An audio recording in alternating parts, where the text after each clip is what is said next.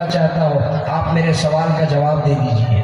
आका ने फरमाया पूछो, क्या पूछना चाहते हैं? उन्होंने पूछा मुझे आपसे 3 बातें पूछनी है। नंबर 1, मा अव्वलु अशरातुस्साअह, क़यामत की पहली अलामत क्या है?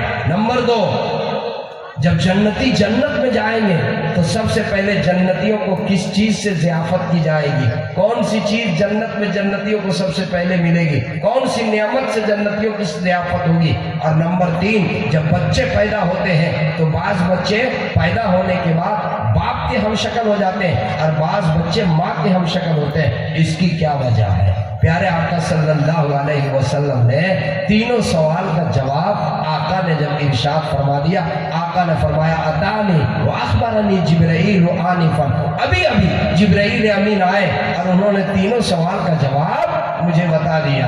पहला सवाल, क़यामत की पहली अलामत क्या? आका ने फरमाया फलान यहशुरुन नासु मिनल मशरिक़ि इलल मग़रिब, वो एक आग होगी जो मशरिक़ से निकलेगी और मग़रिब तक जाएगी। जितने लोग होंगे उसे हाँक करके मग़रिब ले जाएगी। ये क़यामत की पहली अलामत है। और दूसरा सवाल कि जन्नती जब जन्नत में जाएंगे तो जन्नतियों को सबसे पहले किस चीज से ज़ियाफत की जाएगी? जन्नतियों की क्या खुराक? हिफ्जू भाई, जन्नती जब जन्नत में जाएंगे तो सबसे पहले जन्नतियों को किस चीज से ज़ियाफत की जाएगी? क्या नेमत मिलेगी? अल्लाह के नबी फरमाते हैं कबीदल हूत, मछली के जिगर के ऊपर का हिस्सा।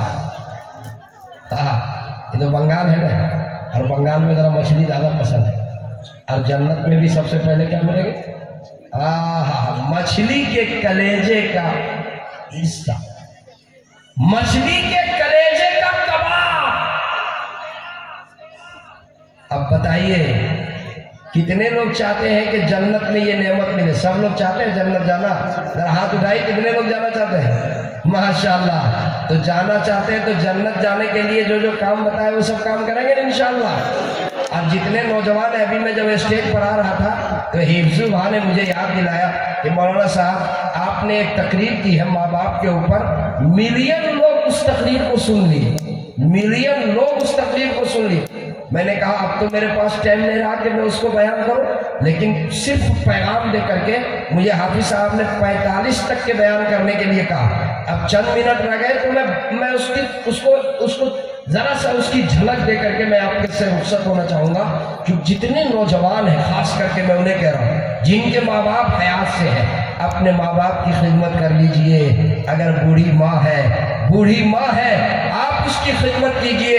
बूढ़ी माँ हाथ उठा करके दुआ कर देगी, आपकी दुनिया भी संवर जाएगी, आपकी आखिरत भी संवर जाएगी। और सुनिए, अगर माँ बद्दुआ कर दी, अगर माँ नाराज, बाप नाराज, मेरे दोस्तों उसकी दुनिया भी बर्बाद, उसकी आखिरत भी बर्बाद। माँ नाराज, दुनिया भी बर्बाद, आखिरत भी बर्बाद। माँ बाप नाराज तो अल्लाह नाराज, माँ बाप राजी तो अल्लाह राजी। मुझे याद आया हजरत मालिक बिन दीनार रहमतुल्लाह अलैह, अल्लाह, हज के महीने में हरम काबा में हज के अरकान अदा करके बैठे हुए हैं सहन में। अचानक 2 फरिश्ते आए। एक फरिश्ते ने दूसरे से पूछा इस साल कितने लोग हज में आए? कहा 4 लाख लोग हज में आए। कहा कितने का हज कबूल हुआ? कहा सबका हो गया, सिर्फ एक का नहीं हुआ। सबका हो गया, एक का नहीं हुआ। गौर से सुनिए। तो मालिक बिन दीनार रहमतुल्लाह अलैह के कान खड़े हो गए कि कहीं ऐसा तो नहीं कि वो एक महीने जिसका हज कबूल नहीं हुआ। पूछा अरे ये बताओ तो दो किसका हज कबूल नहीं हुआ? फरिश्तों ने नहीं बताया। दूसरे दिन फिर तहज्जुद के वक्त वही हरम काबा, वही सहने मक्का, वहीं पर मालिक बिन दीनार रहमतुल्लाह अलैह बैठे हुए हैं तहज्जुद पढ़ करके। और वहीं पर वो 2 फरिश्ते फिर आए, आपस में गुफ्तगू किए। एक ने दूसरे से पूछा कितने लोग हज किए? 4 लाख। कितने का कबूल हुआ? सबका, सिर्फ एक का कबूल नहीं हुआ। मालिक बिन दीनार रहमतुल्लाह अलैह ने फिर वही सवाल किया, अरे ये तो बता दीजिए किसका कबूल नहीं हुआ? नहीं बताया। फिर तीसरे दिन सहने मक्का में मालिक बिन दीनार रहमतुल्लाह अलैह बैठे हुए हैं और वो फरिश्ते آپس میں گفتگو کرتے ہیں۔ مالک بن دینار ان سے پوچھتے ہیں ارے یہ بتا تو دیجئے، آخر کچھ تو بتا دیجئے، وہ کون بد نصیب ہے جس کا حج قبول نہیں ہوا؟ ان فرشتوں نے کہا ابھی ابھی آپ کا اس گیٹ سے، یہ دروازے سے ایک آدمی داخل ہوگا، قد اس کا لمبا، اس کی آنکھیں جو ہے وہ سرخ ہوں گی، اس کی پیشانی پہ سجدے کا نشان بھی ہوگا، اس کے ہاتھ میں تسبیح بھی ہوگی، اس کے گلے میں رومال بھی ہوگا، وہ اندر داخل ہوگا، اس کا نام عبد الرحمن بن شیراز ہوگا۔ وہی وہ بد نصیب ہے جس کی جو ہے، وہی بد نصیب ہے جس کا حج قبول نہیں۔ چنانچہ وہ دیکھتے ہیں اسی طرح جو حلیہ بتایا تھا، اسی حلیے کے ساتھ وہ شخص اندر داخل ہوا۔ جو ہی وہ اندر آیا، اس کی زبان پر یہ کلمہ تھا لبیک اللہم لبیک لا شریک لک لبیک ان الحمد والنعمت لک والملک لا شریک لک۔ اس کی زبان سے یہ آواز آئی لبیک اللہم لبیک۔ اندر سے کعبۃ اللہ کے دیواروں سے غیبی آواز آئی لا لبیک لا سعدیک لبیک اللہم لبیک۔ اے اللہ میں حاضر ہوں، جواب ملتا ہے لا لبیک، تیری حاضری قبول نہیں، تیری حاضری قبول نہیں۔ مالک بن دینار کہتے ہیں عبد الرحمن شیراز کے ہاتھ کو پکڑا، میں نے پوچھا کیا بات ہے، تو کون بد نصیب آدمی ہے، یہ کیا آواز آ رہی ہے؟ ارے تم نے سنا، تم نے جب لبیک کہا تو جواب میں کیا جواب آیا؟ کہا کہ مالک بن دینار آپ نے تو پہلی بار سنا ہے نا، ہم تو 8 سال سے سن رہے ہیں، آپ تو پہلی بار سنے ہیں، ہم 8 سال سے سن رہے ہیں۔ مالک بن دینار نے کہا کہ آخر معاملہ کیا ہے، بتاؤ تو صحیح۔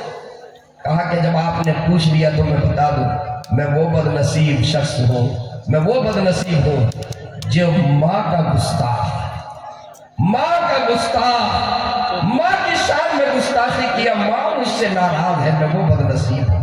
کہا کہ پھر ماں سے معافی کیوں نہیں مانگ لیتے؟ کہا مانگنے کی ہمت نہیں ہوتی ہے، آپ نے پوچھ لیا تو آپ جائیے، میری ماں بھی حج کے لیے آئی ہوئی ہے اور فلاں خیمے کے اندر ہے، میری ماں ہر وقت تلاوت کرتی ہے یا ذکر کرتی ہے یا نماز پڑھتی ہے، آپ جائیے، یہ نشانی ہے، جب آپ خیمے میں جائیں گے تو میری ماں اس کا دوپٹہ، ایک آنکھ میں دوپٹہ لگائی ہوئی، آدھا چہرہ ڈھک کر کے ہوگی اور آدھا چہرہ کھلا ہوا ہوگا، ایک آنکھ ڈھکی ہوئی ہوگی اور ایک آنکھ کھلی ہوئی ہوگی، وہی میری ماں ہے، آپ جائیے جائیے۔ چنانچہ مالک بن دینار کہتے ہیں کہ میں اس خیمے میں گیا، میں نے دیکھا جو حلیہ بتایا تھا، ایک خاتون بیٹھی ہوئی ہے، تسبیح ہاتھ میں ہے، تسبیح ہاتھ میں ہے، ایک آنکھ ڈھک جو ہے دوپٹے سے، ایک آنکھ ڈھکی ہوئی ہے، ایک آنکھ کھلی ہوئی ہے۔ میں نے جا کر کے سلام کیا اور سلام کر کے میں نے پوچھا عبد الرحمن بن شیراز کی امی آپ ہیں؟ عبد الرحمن بن شیراز کی امی آپ ہیں؟ میرا یہ سوال کرنا تھا کہ فوراً وہ بولتی ہے کس کا نام آپ نے لیا؟ کیوں اس کا نام آپ نے میرے سامنے لیا؟ اس کا نام لینے سے میری آنکھ میں درد ہوتی ہے، اس کا نام لینے سے میری آنکھ میں درد ہوتی ہے۔ میں نے تعجب سے پوچھا کہ نام کا تعلق آنکھ کے درد سے کیا ہے؟ نام کا تعلق آنکھ کے درد سے کیا ہے؟ چنانچہ انہوں نے کہا اپنے پردے کو، اپنے سر کے دوپٹے کو ہٹا کر کے کہا کہ میں وہ بد نصیب ہوں، عبد الرحمن میرا وہ بیٹا ہے، ایک روز کسی بات پر وہ مجھ سے ناراض ہوا، میں نے اس کی تنبیہ کی تو اس نے اتنے زور سے میرے چہرے کے اوپر تھپڑ مارا کہ میری آنکھ کا یہ ڈلا نکل کر باہر آ گئی، میری ایک آنکھ نکل کر باہر آ گئی۔ اس لیے میں اس آنکھ کو ڈھک کر کے رکھتی ہوں، اور جب کوئی اس کا نام میرے سامنے لیتا ہے تو میری اس آنکھ کے اندر درد شروع ہو جاتی ہے، نام سنتا ہوں اور آنکھ میں درد شروع ہو جاتی ہے، اس لیے اس کا نام میرے سامنے مت لے۔ کہا کہ آپ اس کو معاف کیوں نہیں کر دیتے؟ معاف کیوں نہیں کر دیتے؟ دیکھیے ماں کی ممتا کیا ہوتی ہے۔ جب مالک بن دینار رحمت اللہ علیہ نے کہا کہ آپ ان کو معاف کیوں نہیں کر دیتے، تو انہوں نے کہا اے مالک بن دینار، آپ کے کہنے سے میں اسے معاف کر دوں، آپ مجھ سے کہہ رہے ہیں وہ آ نہیں سکتا میرے پاس معافی کے لیے، وہ میرے پاس نہیں آ سکتا، मालिक बिन दीनार कहते हैं कि मैं गया और अब्दुल रहमान को मैंने पकड़ करके लाया।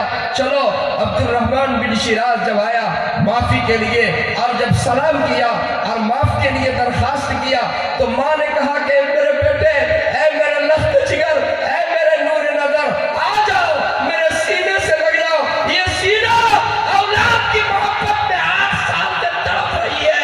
ये सीना औलाद की मोहब्बत में 8 साल से तड़प रही है। आ जाओ मेरे सीने से लग जाओ। काश कि तू पहले आ जाता। जा बेटा, मैंने तुझे माफ कर दिया। जब माँ ने माफ की तो आवाज आई, आपने माफ कर दिया तो मैंने भी माफ किया। न सिर्फ 20 साल का हज, 8 साल का पिछला हज भी कबूल कर। सुभान अल्लाह, नारे तकबीर, नारे तकबीर। मौलाना अकरम साहब कासमी, माँ के लबों से कभी बद्दुआ नहीं, माँ दिल से दुआ देती है। मैंने या आपने सफर के हालत में देखा माँ की हाथ की रोटी सूखी हो जाती है, कभी बदमजा नहीं होती है, माँ माई होती है। माशाअल्लाह, बड़े खूबसूरत बयान हमारे हजरत ने आप सबके सामने पेश कर रहे हैं।